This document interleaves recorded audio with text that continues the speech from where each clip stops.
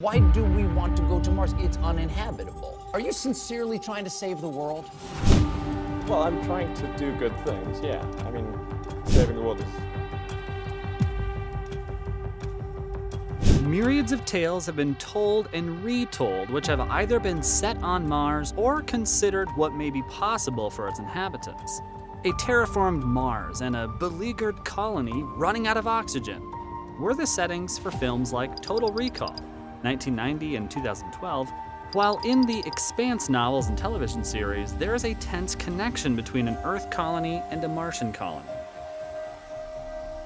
A botanist named Mark Watney was left trapped on the planet by himself and fights to survive until a rescue team can find him in the 2014 book and its 2015 film version titled The Martian. However, now, thanks to two rovers, persistence, and curiosity, we no longer need books or movies to acquire a sense of the planet. These spacecraft have flown to Mars and sent back images and detailed information of what our neighbor planet looks like. They've found some fascinating things and also a few terrifying things. What did NASA find on Mars that terrified everyone? You're about to find out. One of our greatest cosmic tragedies is that we completely missed Mars's prime. In the first billion years of the solar system's history, roughly 3.5 billion years ago, the red planet, which was blue at the time, was covered in oceans, seas, and rivers just like Earth is now. Unfortunately, all that's left of Mars's former watery landscapes now are its ancient sedimentary basins, deltas, and riverbeds. The planet's watery past came to an end when its magnetic field collapsed, allowing the solar wind to rip the atmosphere off the surface and the water to spit into space. In those first 1 billion years, though, a lot may have transpired, including the beginning of life. Many exobiologists, or scientists who research the possibility of extraterrestrial life, believe that because life began on Earth, far before the planet's billionth birthday, biology can quickly take root wherever there's liquid water and the right chemistry. Seth Shostak, an astronomer, Search for Extraterrestrial Intelligence Institute, said one time that life on Earth began pretty soon. Earth's case can be likened to that of a man walking into a casino in Vegas, pulling off a heist and waltzing away with the jackpot. The story isn't the same for Mars. Here's a quick peek into the history of the planet.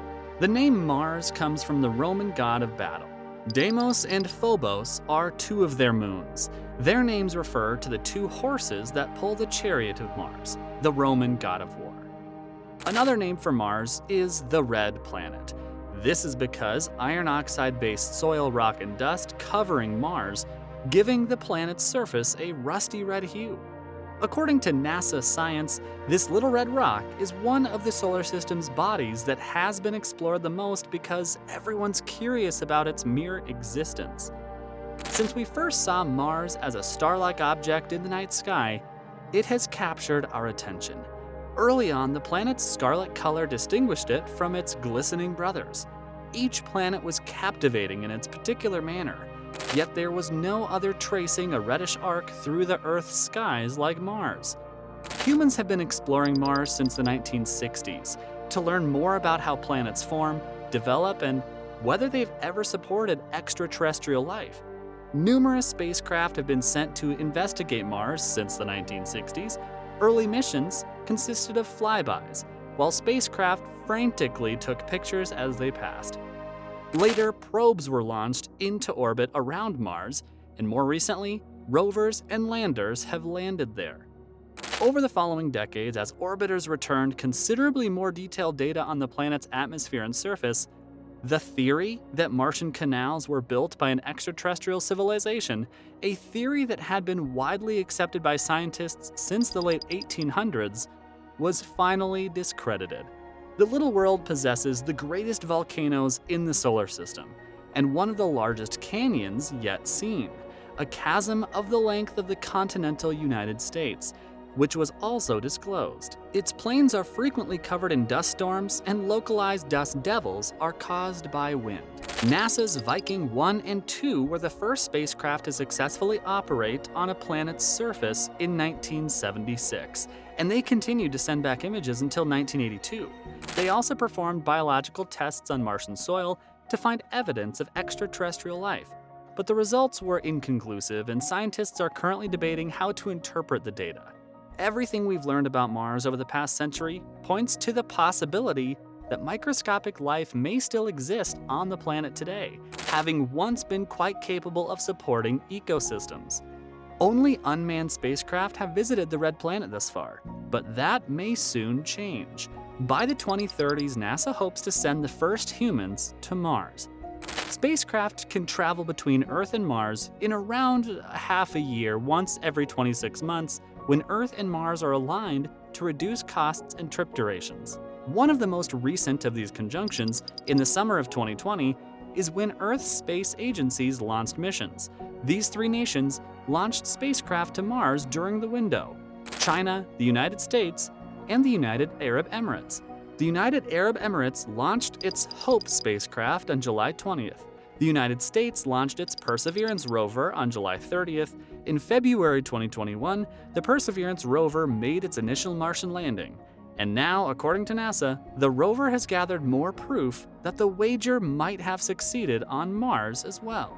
Perseverance scraped several samples from a feature known as Wildcat Ridge in the Jezero crater of Mars in late July. This ridge is a 3-foot broad sedimentary rock that was created more than 3 billion years ago as fine sand and mud settled down and the saltwater lake that had filled the crater started to evaporate.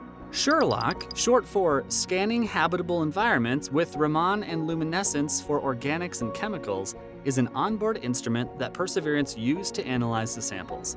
It has discovered organic chemistry in the ancient mud, including the presence of carbon, hydrogen, and nitrogen. Further analysis may also reveal nitrogen, phosphorus, and sulfur. On Earth, there are biologically diverse settings that contain all of these components.